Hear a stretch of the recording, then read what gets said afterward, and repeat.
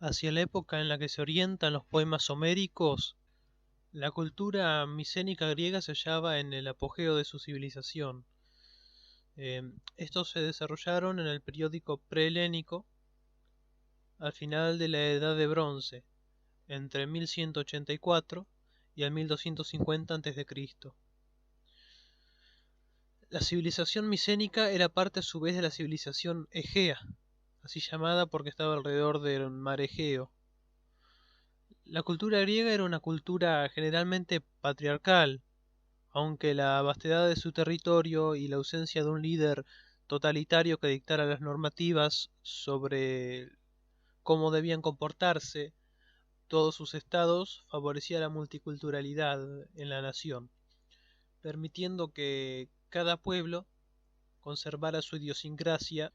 Dejando a un lado esta cuestión, podemos llegar a un consenso acerca de los aspectos generales que sí podemos atribuir a esta civilización. Grecia, hoy considerada europea, reunía más características asiáticas que europeas, a tal punto que se llegó a especular acerca de un posible origen indio de Grecia, comparando su lenguaje con el sánscrito. Es incluso posible que los griegos deban mucho de su cultura a conocimientos que les acercaron los cananeos, a los que tanto despreciaban. Su vestimenta era fresca, pero a la vez estaba compuesta por grandes lienzos que les resguardaban de los vientos, muy comunes en islas de escasas arboledas, como las del Piélago.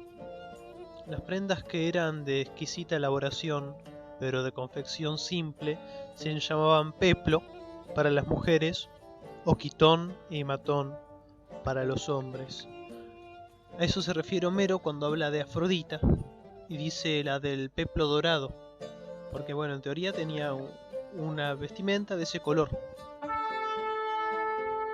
Su sociedad parece haber estado dividida en tres grandes grupos: dos de hombres libres, quienes rodeaban al rey y trabajaban para éste, el pueblo que trabajaba para el rey y le pagaban tributos, y los esclavos, de los cuales solo hay testimonios trabajando en el palacio, no para otras personas.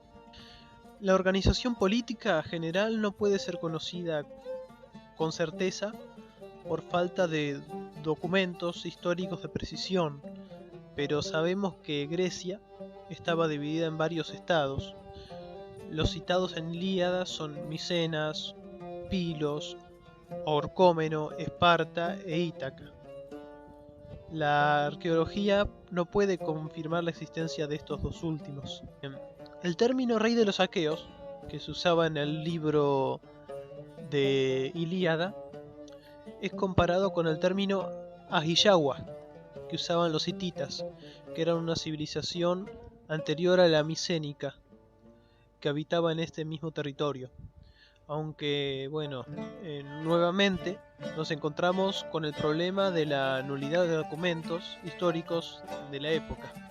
Podríamos hablar un poco de los reinos que mayor data histórica poseen, que son los reinos de Pilos y Cnosos, en los que la forma de estado parece ser un reino dirigido por un Wanaka, que es el líder militar, jurídico y religioso.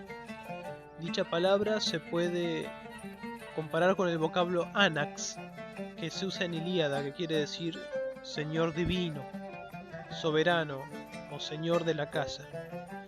Profundizando en la información que tenemos sobre este término, se cree que este mismo era adorado como una deidad, ya que aparece varias veces en los textos sobre las ofrendas, los textos en los que se habla de las ofrendas que se realizaban.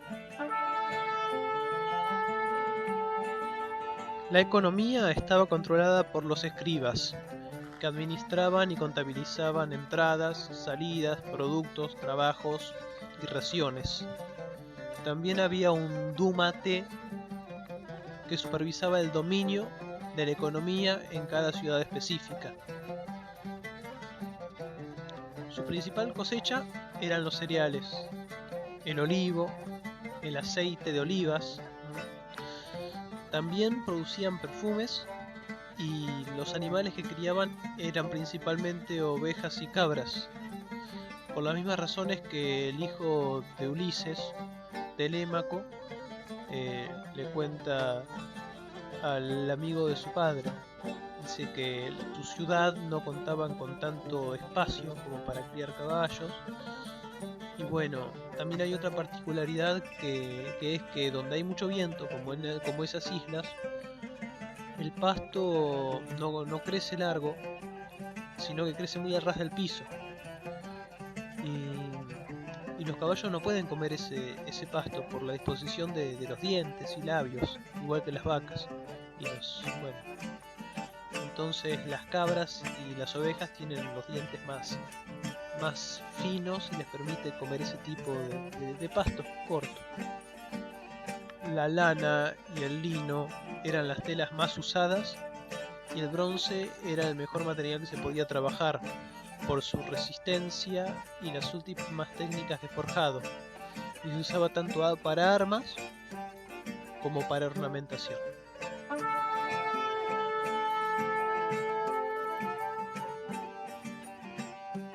Entre sus divinidades, Poseidón pareció ocupar un lugar de privilegio.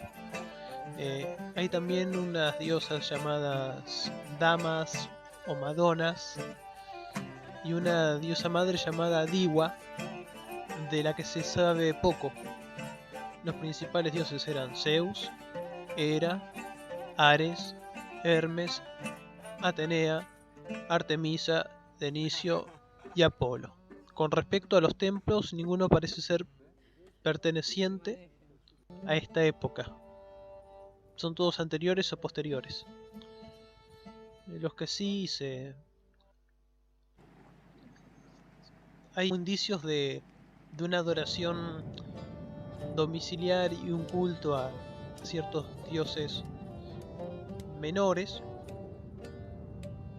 Y bueno, lo que sí figura en Ilíada y Odisea, sí podemos ver acerca del culto a los dioses olímpicos, pero de eso no hay pruebas arqueológicas fehacientes. Los griegos decían que del caos habían nacido Gea, la tierra, y Uranos, el cielo. Y de la unión de estos dos nació Cronos, que es el tiempo, y Rea, que es la fertilidad. De la unión de estos dos nacieron Hestia, Demeter, Hera y Zeus, que después se unirían para dar lugar a los principales dioses. También hijos de Cronos y Rea eran Poseidón y Hades. De hecho, Zeus, Poseidón y Hades son los tres dioses que vencen a Cronos, que tenía la mala costumbre de comerse a sus hijos. Se tuvieron que unir los tres. De la unión de Hera y Zeus nacen Hefesto, que es el dios del fuego, de la forja de acero; Ares, que es el dios de la guerra; Dioniso, que es el dios de los placeres terrenales, que también se le atribuye el vino; Hermes, que es el dios mensajero, también conocido como dios del conocimiento; Atenea, diosa de la estrategia y de la guerra, también; Artemisa, que es diosa de la caza; Apolo, que es el sol que representa la belleza; y Afrodita, que es la diosa del amor, del sexo, que en esa época el amor y el sexo iban muy de la mano, según la filosofía de los griegos, y también de la belleza y la fertilidad, que era un título que ocupaba junto con Hera, que también era diosa de la fertilidad. Arquitectura. Las principales villas micénicas estaban fortificadas con murallas. También se han encontrado fortalezas aisladas que servían para el control del territorio. Las murallas estaban construidas con grandes bloques de hasta 8 metros de espesor, sin argamasa para unirlos, o sea que se sostenían a sí mismas, Y bueno, cuando no había bloques de piedra se usaban piedras comunes bien encastradas. Las capas más bajas de la población habitaban en pequeñas casitas cuadrangulares, o sea, de forma cuadrada o rectangular, de una o más salas. Hay unas casas más grandes que fueron encontradas, de más bella edificación, pero no se sabe muy bien si era para familias aristocráticas o pertenecían al palacio. Los mejores palacios se encontraban en Micenas, Tirinto y Pilos. Estos eran los centros de la administración de los estados micénicos. Su ingeniería y diseño proviene de la era minoica. Los palacios se solían organizar alrededor de una seguidilla de patios que se abrían a salas de diversas dimensiones, entre las que se encontraban los almacenes, talleres, además zonas de residencia, pero el corazón del palacio era el megarón o salón del trono. Parece que los edificios tenían solo una planta, o sea que no había edificios de 2 pisos. En las excavaciones arqueológicas de dichos palacios se han encontrado frescos ornamentales, además de muebles finos. Parece que eso se usaba para decorar. Muchos creen que los cántaros ornamentales eran de esa época, pero no. En realidad los clásicos jarrones y platos con escenas mitológicas y de los héroes pertenecen al Renacimiento, al igual que la mayoría de las pinturas y estatuas que hay acerca de los dioses. El hallazgo más importante en cuanto a armaduras es una armadura encontrada en una excavación de Dendra, donde se exhumó una armadura completa de un guerrero que se presume que combatía desde el carro, ya que la armadura impide en gran medida el movimiento. Estaba compuesta por placas de bronce cosidas sobre un vestido de cuero. A continuación les voy a mostrar fotos y van a ver que no era tan bonita como las que nos muestran en películas. ¿Ven? Estas son las que nos muestran en las películas de Hollywood, y mientras que en realidad las armaduras se veían así. Más bien así se veían. Las armas ofensivas, o sea, para causar daño, estaban compuestas también de bronce, lanzas, jabalinas y espadas de todas las medidas, tanto cortantes como punzantes a la vez. Servían para atacar con el filo y también con la punta. También se encontraron puñales, además de flechas que demuestran la existencia de arqueros. Lo más común a la hora de sepultar a los muertos era inhumarlos bajo el suelo de la misma casa, o en el exterior de las zonas residenciales en cementerios, a veces en túmulos. La cremación aumentó en número hasta convertirse en un método muy usado en el heráldico reciente, del 1200 al 1100. Muchos le atribuyen esto a la llegada de ciertos pueblos a Grecia.